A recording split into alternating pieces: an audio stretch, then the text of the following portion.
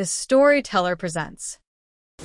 Hello listener, welcome to our channel. आइए कहानी की शुरुआत करते हैं, पर सबसे पहले आपको न्यू ईयर विश करते हैं। मेरी तरफ से आप सभी लोगों को नव वर्ष की हार्दिक शुभकामनाएं। Let's get start. रूहानी का जल्दी जल्दी तैयार हो रही थी और उसकी नज़रें बार बार अपने मोबाइल पर ठहर रही थी, जिस पर लगातार ध्वनि और नव्या के कॉल्स और मैसेजेस आ रहे थे। वो उसे जल्दी आने को कह रही थी। कुछ देर में वो पूरी तरह से अपनी तैयारी को मुकम्मल कर चुकी थी और अब अपने कमरे से बाहर आ रही थी। उधर वो भी मोबाइल पर उंगलियां चलाते हुए स्टडी रूम से बाहर आ चुका था और अब दरवाज़ा लॉक कर रहा था। पलट कर जैसे ही अभी सीधा हुआ था, वो सीधे उसके सामने आकर खड़ी हो गई। यूँ एकदम से उसके अचानक से सामने आ जाने पर कुछ सेकंड्स के लिए तो वो उसे देखता रह गया। फिर संभलते हुए पूछा, क्या हुआ है? किस बात की इतनी जल्दबाजी और तुम जा कहाँ रही हो?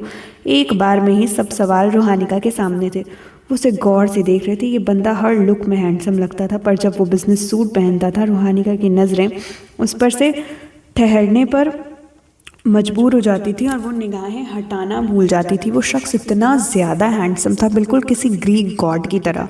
वो शख्स उसके मुकद्दर का हिस्सा था और ये एहसास हर एहसास पे भारी था। वो उसे देखते हुए अपने ख्यालों में खोई हुई थी और वो उसकी नज़रें खुद पर महसूस करके उसकी आंखों में देख रहा था। कुछ सेकंड्स तक यूं ही उनके दरमियान एक प्यारा सा मूवमेंट बना रहा। फिर आखिरकार रूहानिका ने अपने जज्बातों को समेटा और धीरे से कहा, मुझे मेरी मैनेजर का कॉल आया था। उसने बताया कि शूटिंग का शेड्यूल चेंज हुआ है, तो मैं निकल रही थी, तो सोचा एक बार आपको बता दूं। रणविजय, तो ठीक है, तुम जाओ। अगर चाहो तो मैं तुम्हें छोड़ दूं, क्योंकि मुझे भी ऑफिस में कुछ अर्जेंट काम है, या यूं कह लो एक पार्टी अटेंड करनी है।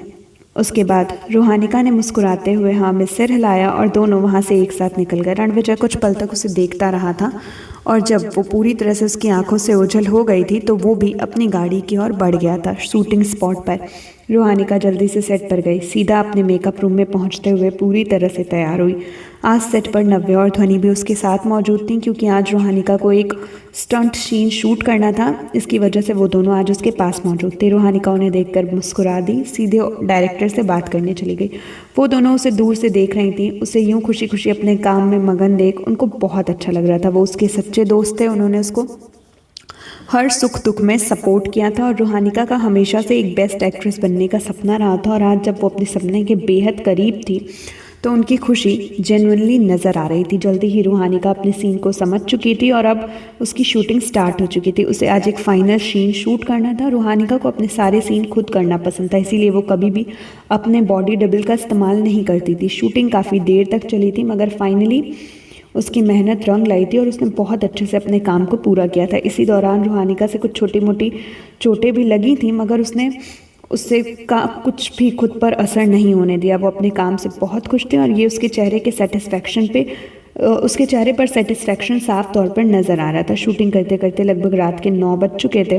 रूहानिका बहुत थक गई थी। अब वो जल्द से जल्द घर जाना चाहती थी।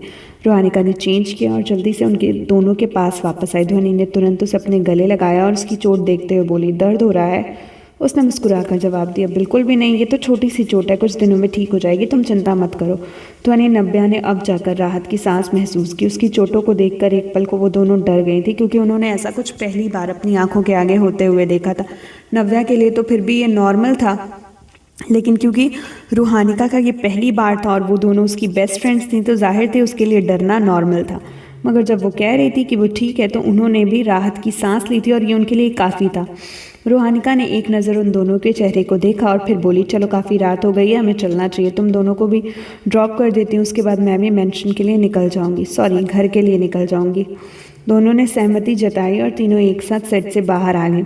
रूहानिका ने उन दोनों को वेट करने को कहा और खुद कार लेने चली गई। रूहानिका जैसे ही सड़क के बीचों बीच आई, उसे अपनी तरफ आती हुई एक कार दिखाई दी, जिसकी स्पीड बहुत तेज़ थी। इससे पहले वो कुछ समझ पाती, उस कार ने उसे एक ज़ोरदार टक्कर मारी और वहाँ से ओझल हो गई। टक्कर की आवाज़ से ध्वनि नव्या उस ओर देखा तो उनकी जान हलक में आ गई। रूहानिका खून से लथपथ सड़क पर पड़ी हुई थी। वहाँ दोनों तेज़ी से भागती हुई उसके तरफ आई थी, लेकिन जब तक वो पहुंच पाती, उससे पहले ही 3-4 हट्टे कट्टे बॉडीगार्ड रूहानिका के करीब आए। उन्होंने उसे घेरे में कैद किया और वहां से लेकर अपनी गाड़ी की तरफ चले गए। ये सब कुछ इतना जल्दी हुआ कि दोनों कुछ भी नहीं समझ पाए। ध्वनि नव्या की आंखों से आंसू लगातार बह रहे थे और वो ब्लैंक से सब कुछ होता हुआ देख रही थी। नव्या ने जल्दी खुद को संभाला और टैक्सी लेकर उस गाड़ी का पीछा करने लगी जिसमें रूहानिका मौजूद थी। गाड़ी की स्पीड बहुत तेज़ थी और वो जल्द से जल्द हॉस्पिटल की तरफ बढ़ रही थी। कुछ ही देर में गाड़ी हॉस्पिटल के सामने थी। बॉडीगार्ड्स ने जल्दी से उसे बाहर निकाला, एडमिट करवाया और तुरंत सारी फॉर्मेलिटीज़ पूरी करने में लग गए। उनके लिए एक एक सेकंड बहुत कीमती था। जब तक सब कुछ प्रोसेस हुआ तब जाकर बॉडीगार्ड ने नितिन को इन्फॉर्म किया था वो कोई भी रिस्क रूहानिका के हवाले से नहीं ले सकते थे। वो उसकी पहचान से वाकिफ़ थे और उससे रिस्क लेना मतलब सीधे रणविजय सिंह रावत से उलझना। इस वक्त नितिन और रणविजय किसी इंपॉर्टेंट प्रोजेक्ट के सिलसिले में मीटिंग रूम में मौजूद थे जब अचानक से नितिन का फ़ोन बज पड़ा, जिस वजह से सभी की नज़रें उस पर जा टिकी और रणविजय ने उसे खा जाने वाली निगाहों से घूर कर देखा। नितिन ने जल्दी से अपना मोबाइल निकाला और जैसे ही उस पर फ्लैश होते नंबर को देखा उसकी नज़र सीधा रणविजय पर गई और वो तेज़ी से एक्सक्यूज़ मी कहता हुआ मीटिंग हॉल से बाहर निकल गया। उसने जैसे ही फ़ोन रिसीव किया उधर से बॉडीगार्ड की घबराई आवाज़ आई, नितिन सर, लेडी बॉस का एक्सीडेंट हो गया है, हमें उन्हें सिटी हॉस्पिटल मुंबई में एडमिट करा दिया है, पर आप बॉस को लेकर जल्दी पहुंचे, सिचुएशन क्रिटिकल है। बॉडीगार्ड ने एक ही सांस में अपनी सारी बातें कह दी और नितिन ब्लैंक सा सुनता रह गया। उसके हाथ से मोबाइल गिरते गिरते बचा, लेकिन फिर उसने संभलते हुए कहा, हम अभी आ रहे हैं, तब तक तुम लोग ये पता लगाओ कि इन सबके पीछे कौन था और आखिर ये सब हुआ कैसे, क्योंकि जहाँ तक मुझे लगता है ये कोई एक्सीडेंट नहीं था, किसी की सोची समझी साजिश थी। शायद हमारे लोग या फिर मैडम की तरफ से कोई इन्वॉल्व था। जो भी हो, मुझे पहुंचने से पहले सारी डिटेल्स चाहिए, अंडरस्टैंड। उसने बॉडीगार्ड्स की बात सुने बिना ही कॉल डिस्कनेक्ट कर दी और मीटिंग हॉल की तरफ नज़र डाली जहां पर उसे अपनी मौत साफ तौर पर नज़र आ रही थी। उसे कुछ सेकंड्स लगे थे सिचुएशन को समझने में, खुद को संभालने में, और फिर उसने खुद को रणविजय का सामना करने के लिए तैयार किया और तेज़ी से दरवाज़ा खोलते हुए अंदर दाखिल हुआ। वो जो मीटिंग में ध्यान देते हुए भी पूरी तरह से दरवाजे की तरफ देख रहा था, नितिन को अंदर आता देख उसकी आंखों में अजीब सा भाव उतरा था। वो सभी को नज़रअंदाज करते हुए उसके पास आया था और उसके कान के पास झुककर धीरे से बोला था, बॉस, लेडी बॉस का एक्सीडेंट हो गया, वो हॉस्पिटल में एडमिट है, हमें तुरंत निकलना होगा। रूहानिका के बारे में सुनकर रणविजय के चेहरे के भाव बदल गए। उसके चेहरे पर हद दर्जे का गुस्सा नजर आ रहा था और आंखें इतनी ठंडी थीं कि किसी को भी साबुत निगलने का हुनर रखती थी। वो अपनी जगह से उठ खड़ा हुआ और बिना किसी को देखे बोला, मीटिंग खत्म हुई। ये 3 अल्फाज बहुत थे उसके गुस्से का अंदाज़ा लगाने के लिए। फिर वो बिना किसी का इंतज़ार किए, बिना किसी को जवाब देने की ज़रूरत समझे वहाँ से निकलता चला गया। नितिन ने एक नज़र सभी पर डाली, फिर अपने मैनेजर को सब कुछ समझाकर सिचुएशन हैंडल करने को और तेज़ी से उसके पीछे भागा। इस वक्त उसका उसके साथ होना ज़्यादा ज़रूरी था। इन दोनों को ही जल्दी से वहाँ से जाता देख हर किसी के चेहरे पर हैरानी थी, क्योंकि इस वक्त ये जो मीटिंग हो रही थी वो बहुत ज़्यादा इंपॉर्टेंट और कॉन्फिडेंशियल थी।